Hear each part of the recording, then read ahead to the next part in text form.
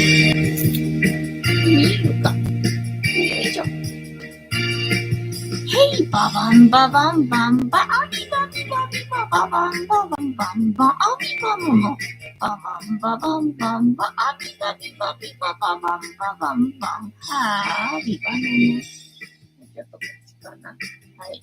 めっちゃ。藤子さんでございますよ。本日もお付き合いよろしくお願いいたします。この番組はお休み前の約1時間、10時5分ぐらいから11時ぐらいまでの間、皆様と楽しい時間を共有して、いい夢見れるライブを目指しておりますので、皆様積極的に参加してくださいませ。で、番組の前半はこのように、にゃんこに夕飯の残りのカリカリを用意しておりますので、猫の姿がそこそこ楽しめると思いますので、猫目的で参加される方は、ぜひ番組の冒頭にスマホを握りしめ、パソコンの画面にかぶりつき、息も止めて瞬きもせず、ご視聴いただくことをお勧めしております。そしてそのままくたばらないようにご注意くださいませ。ちゃんとチャンネル登録とグッドボタンを押してスパッチを投げてからくたばるようにしてくださいね。で、今画面に映っておりますのが白黒のクータくん、グレーのグーちゃん、白茶のゆりさん。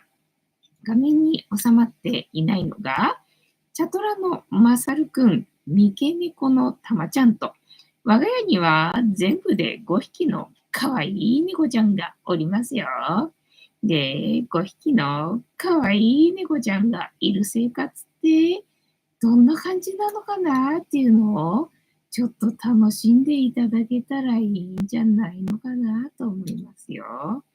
で、猫のことをもうちょっと詳しく知りたいよと思われる方は、概要欄のところに猫紹介してありますので、そちらを読んでいただけたらいいんじゃないのかなと思いますよ。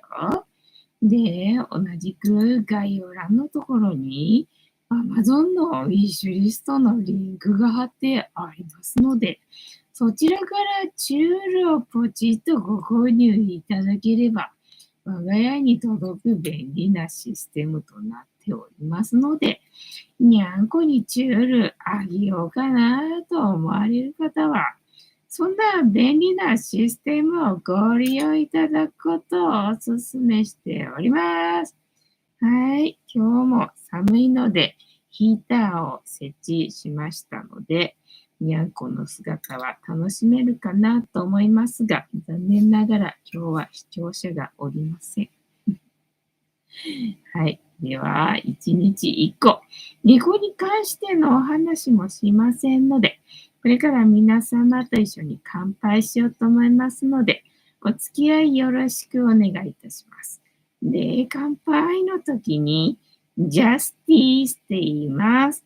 で、なんでジャスティースって言うかっていうと、今はもうここにはいないチーママのたけしの言葉で乾杯のことをジャスティスって言いますので、一緒に言っていただけると嬉しいです。では、いきますよ。せーの。ジャスティス。はい。ぐっちゃん。ゆりたん。ジャスティスもそれどころじゃないし、カリカリも食わねえな。今日も塩入り左右っていうか、まだあったかいお湯。でも冷めたな。今日はジャスティス用のお湯が足りないなと思ったんでね、さっきお湯を沸かしまして、で、せっかく沸かしたからなと思ってスープにしたんだよね。で、結局残りのお湯をポットに入れたんで、なんかあんまり熱くない感じ。沸かしたのはさっきなんだけどね、っていうね。塩入りの左右でございますよ。食ってくれるかな。ねえ、みんなカリカリ食べないよね。カリカリ食べないけど手作りご飯はもっと食べないから、もう私にできることは他にないから。っていう感じ。はい、今日も寒いでございますね。今日は農協には行ったのか。今日は農協には一応行ったんだよね。だからもうね、現金が、小銭がね、もうないので、そんな買えないんだけど、またね、みかんか柿があったらなぁと思って農協に行ったら、なんか今日もね、シクラメンの即売会はやってたみたいで、なんか3日間ぐらいやるのかなっていう感じだったんだよね。で、今日は朝農協に行ったんでさ、もう人がいっぱいいて、で、農協の人もね、なんか忙しそうだったんだけど、なんかね、でっかいキャベツがね、150円だったんだよね。でも、これはお買い得だな。これは欲しいなって思ったわけよね。で、みかんもあったわけよ。で、みかんも100円だったんで、これは買いだな。今日はみかんとキャベツだなと思ったんだけど、キャベツがね、150円なんでさ、50円玉が今日はなかったわけよね。400円しかなくてさ。で、まあね、400円だったら150円と100円で250円だから、まあね、みかんとキャベツは買えるんだけれども、50円玉がないよと思って。で、農協の人忙しそうだったんだよね。じゃあ、どうしようかなと思って。キャベツを2個買えば、キャベツを2個買えば300円なんで、で、400円だからね。まあ、払えるっちゃ払えるけど、でも、でっかいキャベツだしさ、キャベツそんなにね、いっぺんにはいらんかなって思ったんでさ、どうしようと思ってね、まあ、忙しそうだったけど、両替してもらって、今日は農協でね、でっかいキャベツと、みかんを買ってまいりました。BL タイムが早くも始まっておりますな。ピョンさん、ジャスティスいるよ。読んでなかったっけ？コメント読んでなかったっけ？タヌコさん、こんばんは。ボスは本日もお付き合いよろしくお願いいたします。で、農協に行ったぐらいか。で、晴れてたんだけどね、そう、今日、洗濯な、まあ、昨日のお客さんのね、洗濯物もあるし、で、今日は晴れてたし、昨日はね、天気悪かったんだっけっていう感じだったけど、今日は晴れてるしでね。だから、お買い物じゃないや、洗濯日和だなって思ってたんだけど、今日は残念ながらね、洗濯機のね、調子が良くなくて、2回回したんだけど、まあ最初はね、にゃんこのおしっこ祭りのものだけ洗って、量が少なかったっていうのかな。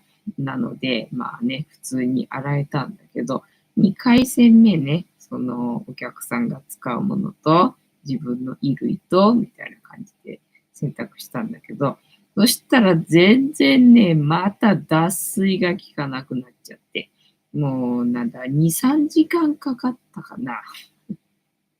終わるのに。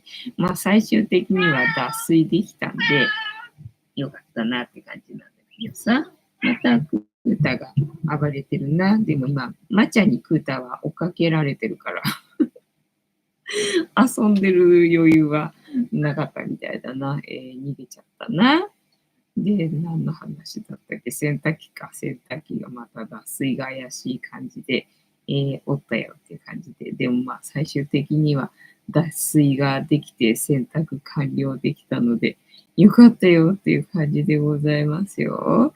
でね、まあ今日はキャベツ買ったんだけど、今日はキャベツ買ったんだけどね、昨日の残りのカレーがあったんで、まあキャベツは手つかずでな。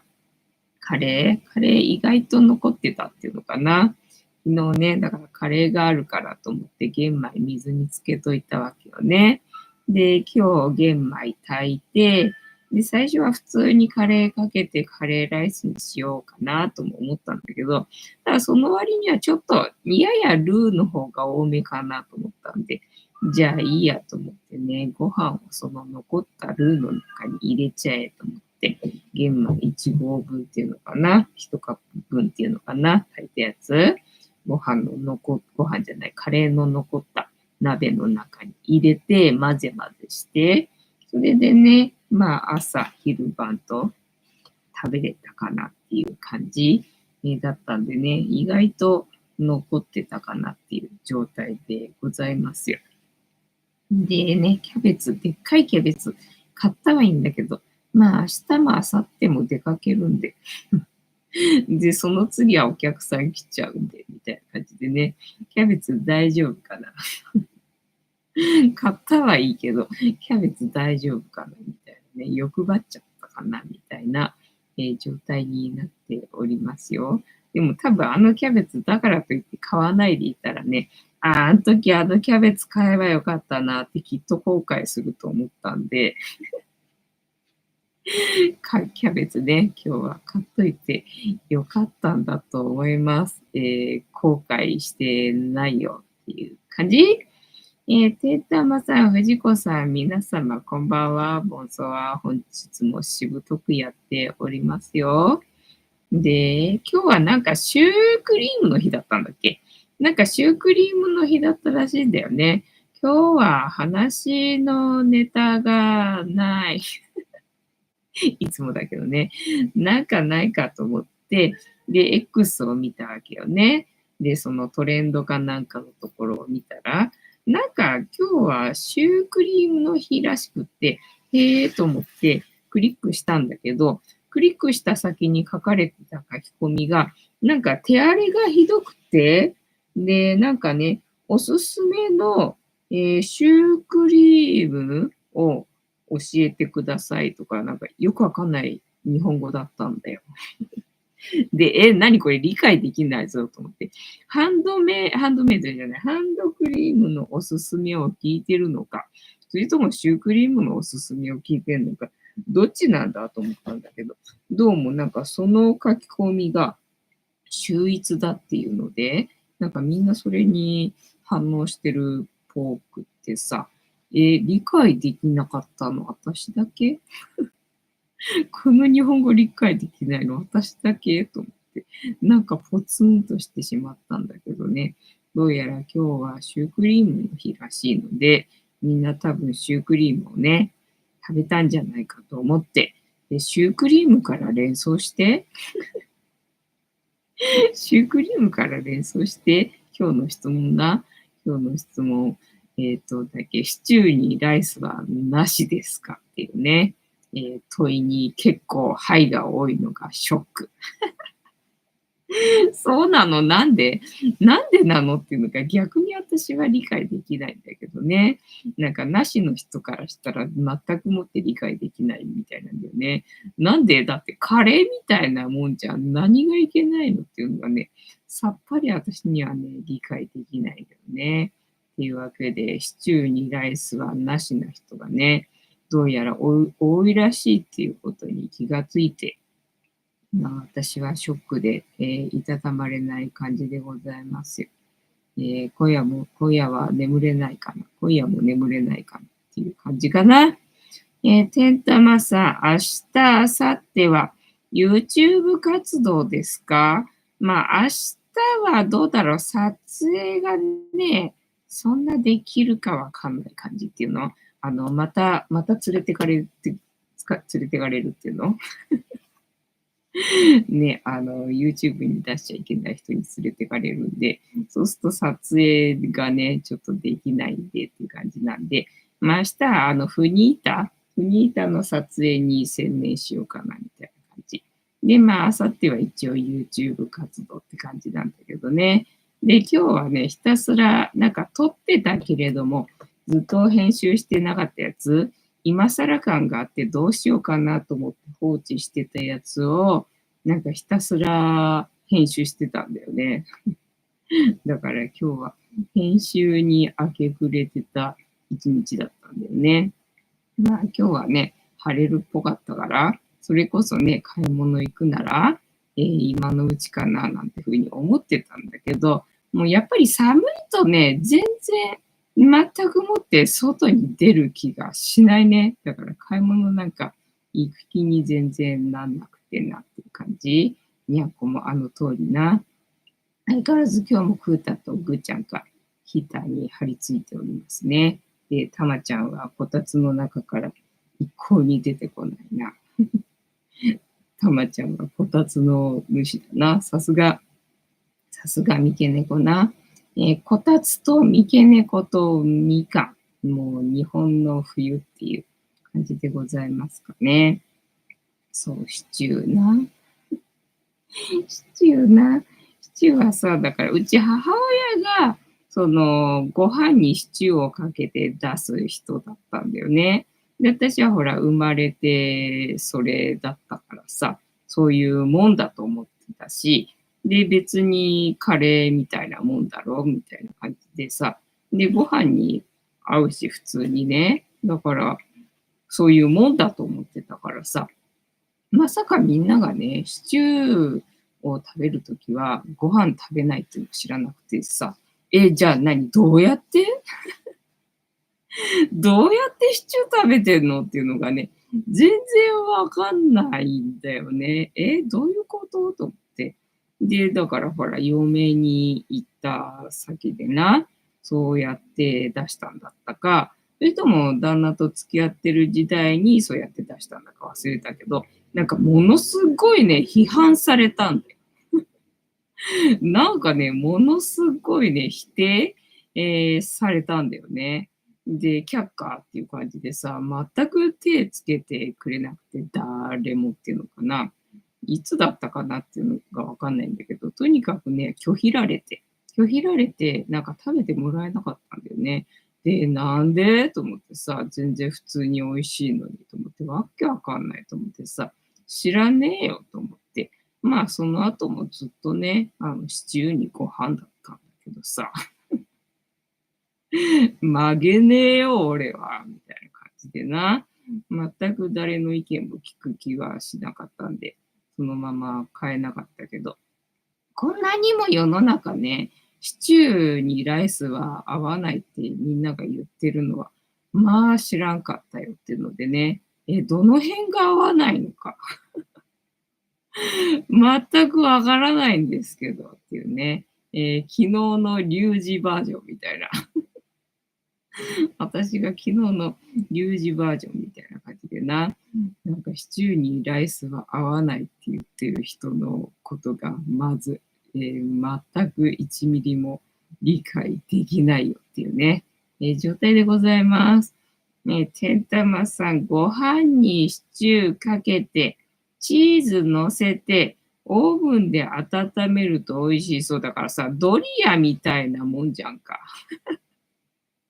みんなにしてみたら、ドリアみたいなもんだろ。ただ私はその乳製品があんまり好きじゃなくて、で、最近はほら、ホワイトシチューってさ、なんかチーズが入ってたりね、なんか生クリームが入ってたりとかするんで、それこそ本当に食べれない食べ物になったけど、昔って全然ね、なんか乳製品っていう感じじゃなくて、ただ、白い、カレー粉が入ってないカレーだよ的な感じっていうのかな。なんか白いソースでね、じゃがいも味っていうのかな。なんかじゃがいも味だった気がすんだよ。なんかじゃがいもの、ルーをかけてご飯食べるみたいな。そんな感じで、なんか美味しかったんだよね、昔のはね。だから割と好きだったんだけど、今なんかね、牛乳とかチーズとか生クリームとかそんな感じなんで、なんかちょっと食べれなくなっちゃったなっていう感じなんで、で今はね、米粉を入れればほぼ同じになるなっていうのをね、習得したんで、最近は米粉で再現してますけどっていうね、感じでございますよ。で、そう、だからじゃがいもで思い出したけど、その肉じゃがにご飯も合わねえっていうのでね、なんか3つ合わねえって書いてた人がいたんで、そのシュークリームの日で読んでる時にさ。で、それの1位が、シチューだったかな。で、2位が、何だったっけな。おでんだったかな。まあ、おでんはわかるなっていう感じね。で、肉じゃがが3位かなんかだったんだよね。で、これ全然わかんねえなと思って。全く共感できねえな、これっていう感じだったんだよね。まあ、おでんもね、肉じゃがも子供の時は確かになんか困ったかなっていう感じなんで、白いご飯がほら、子供の時って味がないと思うから、そうすると味があるものでないとって思うのに、なんか煮物って子供的にはさ、なんかね、味があるものっていう感覚ではないっていうのかな。なんかそれこそカレーとか、なんかね、ふりかけ、麻婆豆腐っていう感じ、ご飯にかけるもの以外だと、ちょっとね、合わないみたいな感覚があったけど、今はだってほら、白いご飯はさ、肉じゃがもおでんもさ、出汁なわけじゃん。だから、出汁にご飯は合うわけだから、まあ、なしではないよねっていうのでさ、まあ、シチューはそんなに否定する人いるんだって過去に私もさ、バッシングされた経験があるんで、ああ、そうなんだなっていうふうには思ったけど、だから肉じゃがおでんのところは日本人じゃん。なんでっていうのがね、全然共感できなかったよね。確かに子供の時はおかずにはできなかったけど、今はだってね、両方とも出汁なんだわけだからさ、合わなかないよなっていうので、なんでっていうのが。で、それ書き込んだ人がなんかね、シェフかなんからしくってさ、料理のシェフなのに、そんな味覚かよと思って。上から目線な、なんか、はあ、みたいなね、感じで、X は閉じました、みたいなことを今日はやりましたかね。Twitter で炎上させましょう。シチューにご飯は絶対に合うぞっていう風に。違うか。シチューにご飯を否定してる人は全員半枠半枠じゃないだろうな。逆に、ワクチンね、推奨派みたいな、そっち系じゃねえかなと思うんだけどな。肉じゃがはご飯でしょうね。そう。逆に肉じゃがに合うものって他に何かありますか？他に何かありますかっていう感じすんじゃんな。てんたまさん、おでんもご飯でしょうね。おでんはまあ、ちくわぶとかあるし、あとはまあ、おでんだからうどんでもいいかとかとは思うけど、ご飯に合わないかって言われたら、合わなかねえよなっていう感じよね。で、大概うちはさ、肉じゃがもおでんもさ、白いご飯出てきたわけ。でさ、もうなんでご飯出てくるんだろうって感じだったんで、ほら、子供の時は私、小食だったんでさ、食べれなかったわけよね。ほぼ喘息の発作でほぼ子供時代過ごした感じなんでさ、だから食べれなかったんで、そもそも食べ物をさ、ほとんど食べれなかったわけよね。それに加えて、なんで肉じゃがにご飯なのとかさ、おでん、だから肉じゃがにご飯はまだね、なんかおかずっていう感じで出されてるから、まあしょうがないかと思うんだけど、だからおでんにご飯はさ、どうしたらいいのって思ってたんでね。あと天ぷらにご飯もね、これどうしたらいいのって風にね、思ってたよね。まあ今だったら天丼とかにね、しちゃえばいいじゃんと思うんだけど、子供の時はね、そんなにね、いろいろ食べられなかったんだよね。茶碗に、よそっとご飯にふりかけかけて、平らげられれば、まあ、OK みたいなね。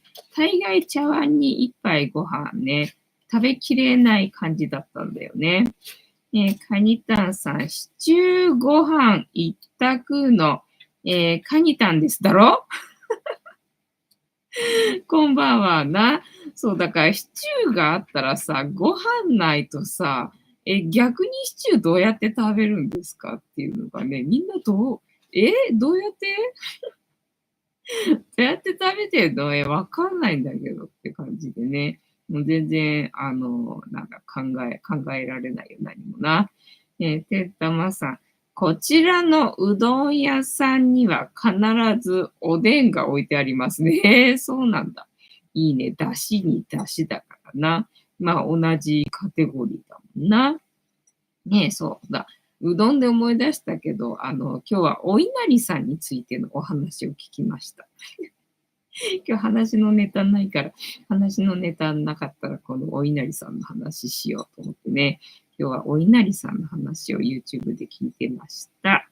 おでんが置いてありますね。けんたまさん、かにたんさん、こんばんは。シチューとフランスパンとかね、みんなそんなさ、おしゃれな食事をしてるんですかと。みんなそんなね、おしゃれな食事してんですかってね。だからご飯じゃなかったら何じゃあフランスパンって思うんだけどさ、なんか絶対そうじゃないよな。絶対違うだろ。絶対違うよな。じゃあ何なのっていうのがさ、わかんないんだよね。教えてくださいって、まあ、昨日の、リュウジバリにリュウジバリに気張ってみましたみたいな、感じでございますよ。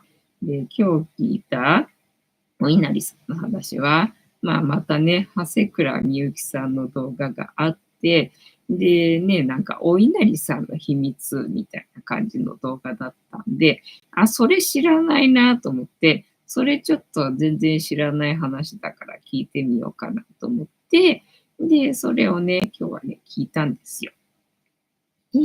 たぬこさん、パスタにシチューかけるソースをね、だから、パンじゃねえだろうと思ったら、じゃあもうパスタしかねえよなと思ってさ。で、まあ、パスタかな。だから、ご飯がない時にシチューが余っててとかだったら、まあね、パスタにかけるとか、あとは食パンがうちはあった家だったんで、まあ、大概食パンになんかつけるな。大概なんかしら食パンにつけて食ってたよなって感じ。だから母親はよくなんか海苔つけたりとかさ、なんかね、梅ジャムつけたりとか、なんかいろいろして、あとコーンスープがあったんで、よくコーンスープにね、食パンをさ、浸して食べてて、で、それが好きだったんだよね。だからそんな感覚で、まあ食べるかなとは思うんだけどさ、でもそうやって食ってないだろ、みんな。シチューさ。どうやって食ってんだっていうのでね、なんか全然想像できなかったね。で、お稲荷さんね。稲荷さんの秘密っていうのが、まあそもそもから神社、お寺、とにかくさ、お寺でもさ、お稲荷さんって、あったりしなかったっけなんかあったような気がすんだよね。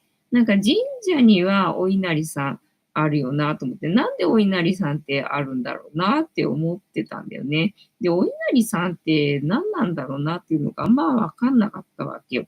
だからその辺のこともわかるかなと思ってその動画見たんだけどさ。で、しかも神社、お寺にすらお稲荷さんっていた気がすんだよね。だからこのお稲荷さんって一体何なんだろうなってずっと思ってたんだけど、でさ、お稲荷さんってさ、お米のマークが書いてあったりとかするじゃん。でね、なんか食べ物備えてあったりとかするから、なんかお米の神様とか、なんか食べ物の神様とか、なんかそういうことなのかなと思ってたんだけど、まあそうみたいだね。なんかお米の神様らしいんだよ。で、お稲荷さんっていうと、まあ、狐がね、なんかマスコット的な感じになってんだけど、狐ではなくて、その稲なんだって。で、稲なんだけど、その稲穂がさ、垂れるじゃんか。で、その垂れてる稲穂が狐の尻尾っぽい感じなんで、で、それで狐がね、マスコット的な感じで、まあ、祀られてるというか、いるんだけれども、尻尾っぽいよねっていうことらしいんだよね。だから本当は狐じゃなくて、稲穂なんだって。なるほどなと思って。だから日本人と米とは、まあ、切っても切れない関係的な、なんかそういうことみたいなんだよね。で、その、稲っていうのかな、米っていうのかな、は、まあ、女性性っていうのをアマテラス、大神だったかな、要は女性性の、神様なのかな、食の神様。で、食のことを、違う、稲荷。だから、稲がなるで、稲なりで、稲荷なんだって。だから、稲の神様っていうこと。で、そのお稲荷さんね、食べるお稲荷さんは、油揚げの袋の中に米が詰まってるじゃんか。で、その、米が、アマテラス大神だったっけなの神様、つぶつぶつぶが神様なんで、で、袋にね、神様を、しまって、詰まってるっていうね、そういう食べ物なんで、まあ、ありがたい食べ物みたいなね、神様の食べ物みたいな、なんかそういう、食べ物らしい。だから、白米っていうのは、もう本当に昔は玄米だからね、玄米、黒米っていう感じなんで、白米を食べるっていうのは本当に、お祝いっていうかね、そういう晴れの日っていうのか、めったにね、白米は食べるものではなかったんで、そのお稲荷さんを食べるっていうのは、もうお祝いの日みたいな、なんかそういうことらしいんだよ。だから、だからなんかお祝いみたいな時にお稲荷さんって出てくるのかっていうふうに思ったんだけどさ。で、それにね、紅生姜というか、生姜が添えられてるんだけど、その生姜もセットで、まあ、完璧な、状態っていうの生姜も必ずいるんだって。で、その生姜は何かって言ったら、男性性の、神様。剣を持ってる神様。あまり神様詳しくないから出てこないんだけど。まあ、要はその生姜が男性性の方の神様。で、そのお稲荷さんの方が、女性性の神様なんでね。それで、セットでね、完璧な、状態になるらしいよっていう話を今日は聞きました。はい。いいねと思ったらグッドボタン。いいねと思わなくてもグッドボタン。よろしくお願いいたします。あと、スパチャもよろしくお願いいたします。じゃあタロットカードタイムでもいくかね。本日もタロットカードタイムでございますので、78枚の中から、78枚あんのかな1枚引きまして、今の私たちに必要なメッセージいただこうと思います。で、このシャッフルは皆様のストップの掛け声で止まりますので、ご協力よろしくお願いいたします。ね、なんかそんな話聞いてたらさ、お稲荷さん食べたくなっちゃったよねっていうね、感じだよね。で、そう。で、昨日のリュウジのでさ、リュウジのやつでな、そのグルタミン酸ナトリウムっていうのが何が悪いのかっていうのをね、なんかちゃんと自分で調べて納得してなかったからさ、そうだな、中立的な立場でね、ちょっと判断したいよと思ってね、いろいろ情報が欲しいよと思って、ちょっと朝そのグルタミン酸ナトリウムについてね、なんか調べてっていうかな、YouTube をいくつか、見てみたんだけど、なるほどって納得したのが、一個あってね。で、やっぱりコメント欄を見てるとさ、グルタミン酸ナトリウムが、良くないよって言ってる人の動画の下に、あるコメントが全部さ、なんかまだそんなこと言ってるのとかさ、そういうね、なんかグルタミン酸ナトリウムを良しとする人たちのコメントで溢れてるわけよ。で、そうなのかと思って。なんかね、体に悪いって言われてるからさ、そういう人が多いのかなってふうに思ってたんだけど、意外と世の中そうじゃないんだと思って、結構味の素推しの人の方が多いんだっていうのが分かってさ、へーって思ったわけよね。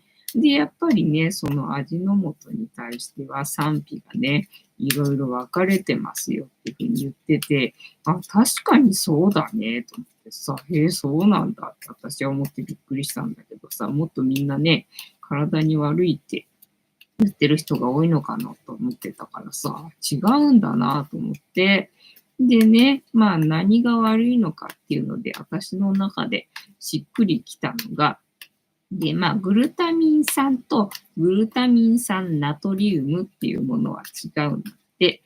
で、まあ、グルタミン酸っていうのは自然界にあるね、そういう旨味のことなんだけれども、グルタミン酸ナトリウムっていうのは人工的にね、抽出してっていうのかな、作られた、旨味成分だよっていうことらしいんだよね。まあ、ナトリウムだから塩が添加されてるみたいなイメージで、まあ、覚えればいいのかなと思ってさ、なるほど、と思ってね、見てたんだよね。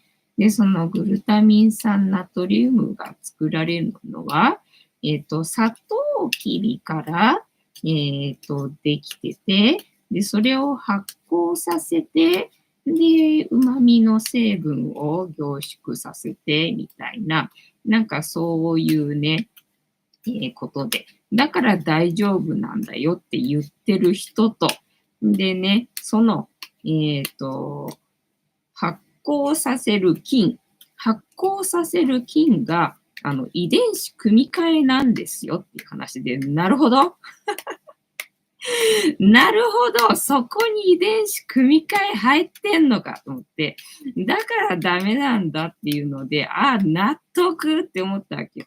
だから、ああ、じゃあ私はこれからもちょっと味の素は敬遠しておきますっていうね。私的には結論に至ったんで、まあよかったんだけど、そこかと思ってさ、遺伝子組み換えはダメだって言ってね。だから私の中では、味の素は私的には、いりませんっていうね、食べ物に、決着がつきましたっていうね、ご報告でございました。その手もありますね。てんたまさん、味の素。一袋使うからからさ、もう大丈夫。すごいよね。あれな、カレーとかさ、もう味がついてるものに一袋入れちゃうからね。すげえよなって思うよな。カリタンさん、ヨッシーさん、旨味の成分なら、カニタンが詳しいですよ。専門ですから。てんたまさん、専門かっこいい。カニタンさん、味の素に菌は混じってないよ。まあね、よくわかんないけど。もうすげえ納得したんで、OK って感じになりましたよ。カニタンさん、工場見学行ったな、そういえば。そうなんだね。誰もストップしてくれないから、そろそろストップしちゃおうかな。的な感じでね。じゃあ、ここでストップでいいか。では、ここから6枚置きまして、7枚目のカード。今の私たちに必要なメッセージいただこうと思います。では、いきますよ。せーの。1、2、3、4、5、6。で、7枚目のカード。本日はこちらでございます。せーの。じゃじゃーん。お、なんだ、また良さげなカードが出てきたね。今日のは正位置だし、これはね、なんか、見た通り、いいカードだよっていうカードだった気がするからね。いいカードなんじゃないでしょうか。家族のカードか。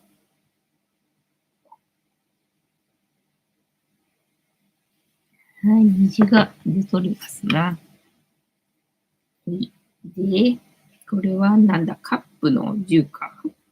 カップの、10でございますよ。はい。これにしようかな、今日はな。てんたまさん、味の素の工場見学なんてあるんですね。ハニタンさん、すいません。話に夢中だった。ストップ。てんたまさん、家族仲良しカード虹ね。感情がいっぱいで、ね、晴れやかな感じなので、いいカードだと思いますよ。カップ10、絵柄の意味、世界観。雲一つない青空にカップの虹がかかっています。地上から虹を見上げる夫婦は、そばで踊る子供たちと一緒に幸せな暮らしを満喫している様子。あなたの周りにもあなたを幸せで満たすような物事が存在しているはずです。あなたに幸福感をもたらす物事はどのようなものですか？テーマ、幸福感。カップの10、数字の10は統合やレベルアップを示します。幸福に満たされ、心が充実することを意味します。10個のカップ、感情や愛情、心の象徴です。虹、幸福や希望を象徴します。夫婦、2人で一つのポーズをとっていることから、男性性と女性性が調和し、融合していると捉えられます。お稲荷さんみたいだな。そういえば、お稲荷さんの話、誰もいいと思ってくれなかったみたいだな。残念。踊る子供たち、無垢の象徴です。家、夫婦と子供たちが暮らす家だと伝えられています。心休まる場所を示します。背景の水色、精神性の高さを表します。カップの10の物語、カップは水のエレメント、感情や心、愛情の象徴。私たちが抱く感情は一つの形にとどまるものではありません。幸せを感じるときは晴れた日の水面のようにキラキラときらめき、怒りを感じるときは荒れ狂う波のように激しく変化するもの、まるで水のように様々な形に変化する感情を優しく受け止めてくれるのがカップという存在なのです。数字の10はレベルアップや統合を象徴する数字。9で完成させた物事をさらに高い次元へとレベルアップさせるパワーを10は持っています。カップ10は幸福感に満たされることで心が充実する様子を描き出したカード。あなたを幸せで満たす物事はどのようなものなのか。カップ10と一緒に考えてみましょう。はい。聖地だな。聖地の解釈全体。今のあなたは幸せで満たされるような物事に出会える可能性があります。やりました。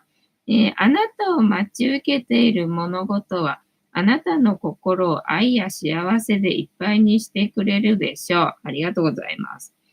幸福感に満ちた物事に出会うことで、あなたは生きる喜びを実感できるはず。心が充足されるような幸せな日々を過ごしてくださいね。ありがとうございます。仕事、金運。仕事では恵まれた環境で一定の成果を収める。あなたをサポートしてくれる仲間と一致団結して目標に向かって進めるでしょう。仲間と一緒に成功の喜びを分かち合ってください。金運は安定しています。安定した収入を得ることで充実した生活を楽しめるはず。お金の不安を抱かずに幸せな毎日を過ごせそうです。やりました。人間関係。あなたは今、仲間との信頼が深まるような出来事が起こりやすい。今よりさらに深い友情を築いていける。あなたが体験した物事をぜひ相手と共有してみてください。相手から深い共感を示してもらえる機会がきっと増えてくるはず。自分の感情を相手とシェアすることで、より深い心のつながりが生まれてきますよ。はい。まとめ。ウェイトは、カップ10について満足、心の安らぎと解釈しています。カップ10は、連なっている虹が、描かれています。出現頻度があまり高くない虹は希望や幸福の象徴。カップは感情や愛情を意味するため、心が希望や幸福で満たされていると解釈できるでしょう。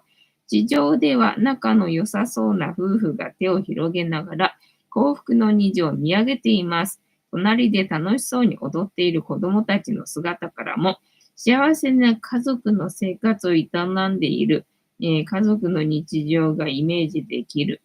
私たちは日々幸せを求めながらも、なかなか幸福感を抱き続けることができません。些細な物事に一憂し、すぐに心を曇らせてしまいます。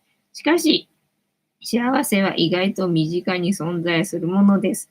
私たちが5体満足で生活できること、家族と同じ時間を共有できること、気持ちを分かち合える仲間がいること、当たり前に享受している日常の中に大きな幸せが含まれていることもあるでしょう。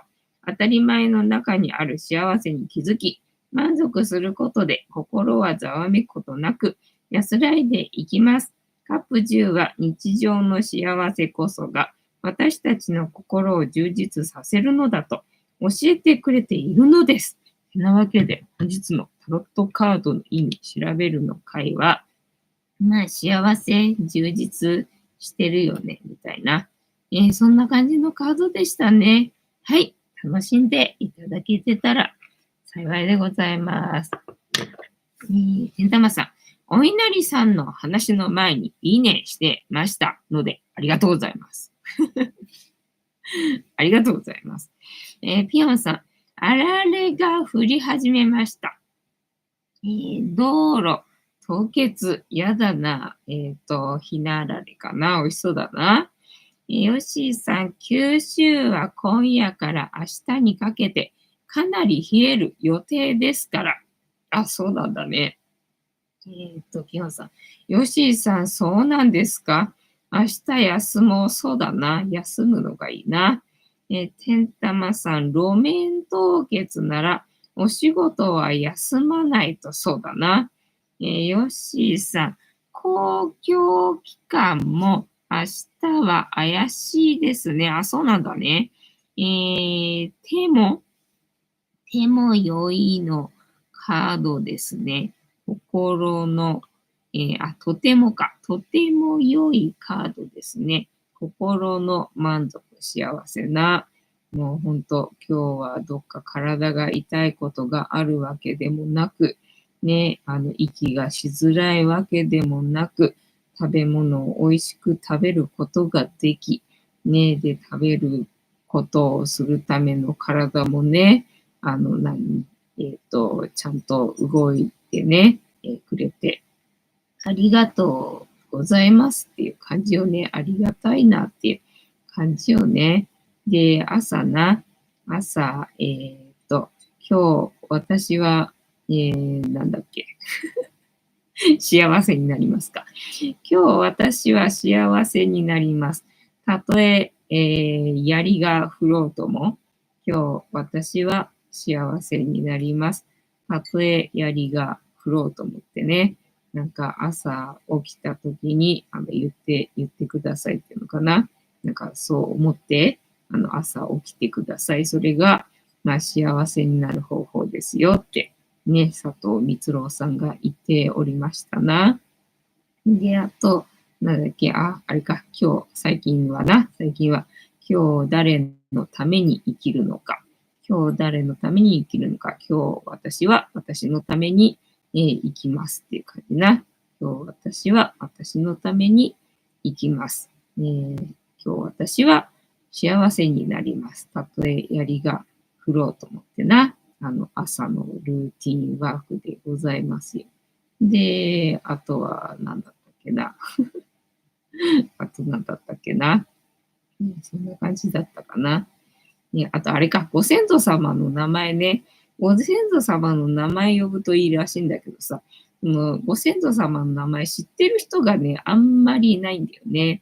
だから、母方のばあちゃんの名前は、この前亡くなったね、去年亡くなったばあちゃんの名前はわかるんだけど、じいちゃんの名前は知らないわけよ。で、母方の方のじいちゃんの名前はわかるんだけど、ばあちゃんは生きてるのか死んでるのかもわからないし、名前もわからないんだよね。だから母方の、じいちゃんと父方の方のばあちゃんの名前しかわかんないんだけど、まあとにかくわかるんであればね、わかるだけご先祖様の名前を呼んで、で、ありがとうございますってね、体の細胞に響かせるっていうの。要は DNA。DNA はずっとね、ご先祖様から代々引き継いでるものなんで、で、そのね、ご先祖様が生きていた時に、一番浴びせられた言葉っていうのは、その自分の名前なわけよね。で、その自分の名前が一番ね、呼ばれてたわけだから、その自分の名前が呼ばれた時の響きで DNA にね、のスイッチがなんか覚醒するらしいんだよね。で、その佐藤光郎さんはそのご先祖様の名前を呼んだ時に、その物書きがいたのかな、物書きとか講演、してる人とかがいたのかな。で、まあそれの才能が開花して、で、今こういうことしてるよって話でね。で、あと他の人、なんかコラボしてる時にその話をしてたんだけど、で、そのコラボしてる人は、自分はそのご先祖様に、探検家だっけ、研究者だったかななんかがいるんで、で、今 YouTube でね、そういうような動画をなんか上げてるんで、そうかもしれないみたいな話をしてて、なるほどなって思ったわけよ。なんでご先祖様の名前を呼べっていうのがね、全く理解できなかったんだけど、とか自分の名前が一番呼ばれてるわけだから、それのね、記憶が DNA に残ってるっていうのでさ、で、なるほどって思ったのが、ヨシリンがね、昔動物実験でね、まあ、猿を使って、ゴリラだかチンパンジーだかわかんないけど、なんか猿系の動物を使って、でね、実験をして、でもそれを、猿は、個体はね、なくなってるんで、もうね、脳は反応しないはずなんだけど、その遺体っていうのかな、を片付けるときに、ものすっごいでっかい音がしたんだって。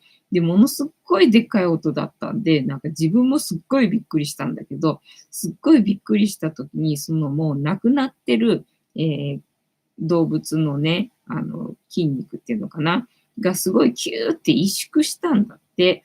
だから、怖いとかいうそういう恐怖の、なんだ、体験っていうのかな、記憶っていうのは、脳で記憶してるわけではなくて、細胞で記憶してるんだよねっていうのでね、そっか、DNA 波動だからな、この世はすべて波動だから音なんだよな、音が重要っていうことだよなっていうのでね、今日は話のネタがないので、またしてもそんなわけのわからない話をしてみました。いいねと思ったらグッドボタン、チャンネル登録よろしくお願いいたします。てなわけで、本日も竹縄ではございますが、いいお時間になってまいりましたので、そろそろお開きにさせていただきまして、調子が良ければ11時ぐらいまで毎日のようにやっておりますので、お時間合うときはお付き合いいただけると嬉しいです。で、私の人生の目的は、私の笑顔で私とみんなを幸せにすることですので、チャンネル登録がまだの方はチャンネル登録とされてないな。グッドボタンを押して、スパッチャーを投げといていただけると、私が笑顔になりますので、よろしくお願いいたします。あと、ご無理でなければ、お友達へのシェアもよろしくお願いいたします。猫の姿が物足りなかったよって方は、このチャンネルには猫の動画がいっぱいありますので、そちらを全部見といていただけたらいいんじゃないのかなと思いますよ。てなわけで本日もお付き合いありがとうございました。次回も見てくれるかな？はーい。いっいともじゃんけんぽい。はい。ではでは、いい夢見てね。おやすみなさい。バイなら。